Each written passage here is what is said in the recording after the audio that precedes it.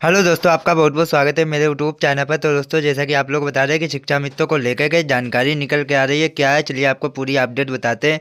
इससे पहले अभी तक चैनल को सब्सक्राइब नहीं किया है तो जल्दी जाके सब्सक्राइब कर लें, बेल आइकन को प्रेस कर लें, ताकि जो भी वीडियो डालेंगे तो उसका सीधा नोटिफिकेशन आप पास पहुँच जाएगा। आप हमारी वीडियो सबसे पहले देख पाएंगे। जानकारी अच्छी लगे तो लाइक अवश्य कर देना। तो चलिए वीडियो को शुरू करते हैं, देखते हैं क्या जानकारी है जो आई है।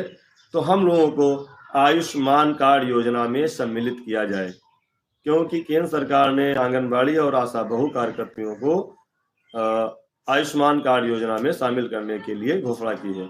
यदि आयुष्मान कार्ड योजना में भी हमारा परिवार आच्छादित हो गया तो 5 लाख रुपए की जो मेडिकल की मदद मिलती है वह हम सब लोगों को मिलना शुरू हो जाएगी और हमारे साथी काफी हद तक राहत पा जाएंगे।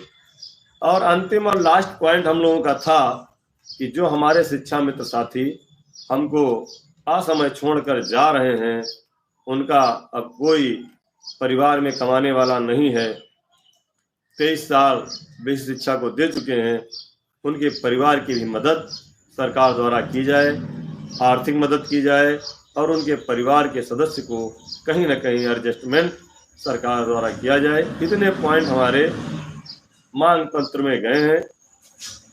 अब इसमें से क्या क्या व्यवस्था सरकार कर रही है, क्या क्या उस पर सहमति शासन द्वारा हुई है, ये जानकारी अभी किसी को नहीं है। अब झूठे कोई बोल दे कि नहीं इतना हो रहा, उतना हो रहा, ये हो रहा, तो मैं तो नहीं समझता, क्योंकि मैं तो लगातार अधिकारियों के संपर्क में रहता हूँ और बात भी होती है। तो जो बताते हैं, जो जानकारी देते हैं, वही जानकारी हम आपको उपलब्ध कराते हैं।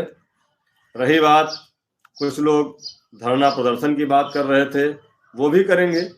समय आएगा, यदि हमारी समस्याओं का समाधान ना हुआ, बात ना हुआ, तो वो भी होगा।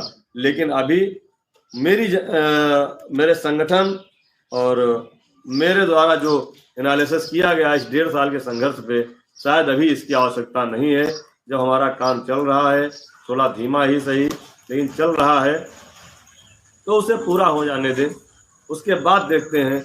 क्योंकि ऐसा नहीं है कि हम पूरा परिपूर्ण कोई शासनादेश आ जाएगा, हो सकता है उसमें कोई कमी रह जाए, हो सकता है इतने पॉइंट में से कोई पॉइंट रह जाए, तो उसके लिए हमें आगे फिर मैदान में आना पड़ेगा और आप सबके साथ लड़ाई लड़नी पड़ेगी।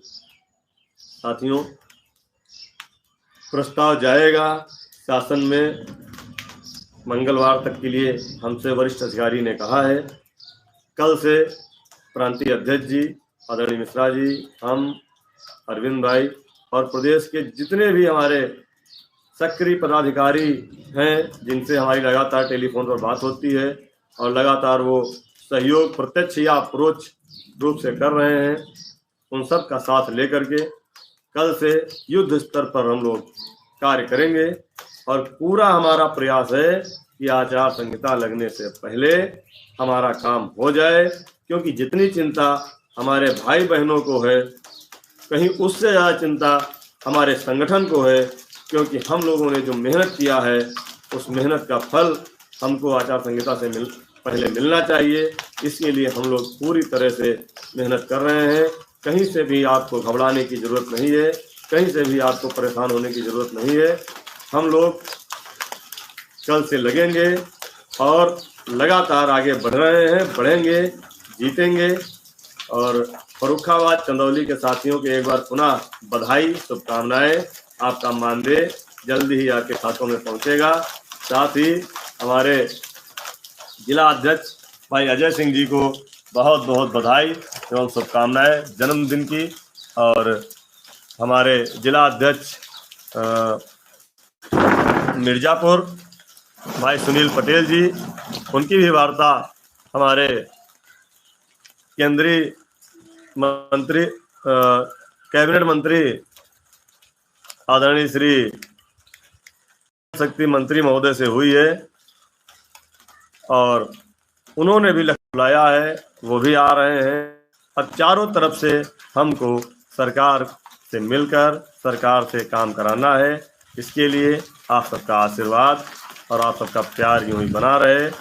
पूरी उम्मीद है कि आचार संहिता से पहले हमारा काम हो जाएगा। इसी के साथ जय हिंद, जय भारत, जय शिक्षा मित्र। और साथियों, एक निवेदन आपसे अंत में मैं करना चाहता हूँ। मैं इस समय बहुत पीड़ित हूँ कि आप में से कुछ लोग, मात्र कुछ लोग, जो हमको लगातार टेलीफोन करते हैं। इसका कारण यह है कि मैं टेलीफोन बंद कर दे रहा हूँ, और मोबाइल बंद करने से जो उच्च अधिकारी या संगठन के जो पदाधिकारी हैं, उनसे हमारी महत्वपूर्ण बातें नहीं हो पा रही हैं। देखिए, हमने कहा अगर व्यक्तिगत कोई समस्या है तो आप मैसेज लिख के डाल दीजिए। जैसे मौका मुझे मिलेगा मैं उस पर काम करने का प्रयास करूंगा। लेकिन सामूहिक समस्या प्रस्ताव के बारे में या और भी सामूहिक समस्याएं हैं, उनको जानने के मात्र के लिए टेलीफोन करना ठीक नहीं है। और ज़्यादा टेलीफोन आने के कारण मुझे मोबाइल स्विच ऑफ करना पड़ता है, जिसका नुकसान हमारा, आपका, सबका हो रहा है। तो दोस्तों बस यही जानकारी थी। अगर आपको अच्छी लगी हो तो लाइक अवश्य कर देना, चैनल को सब्सक्राइब कर देना। धन्यवाद।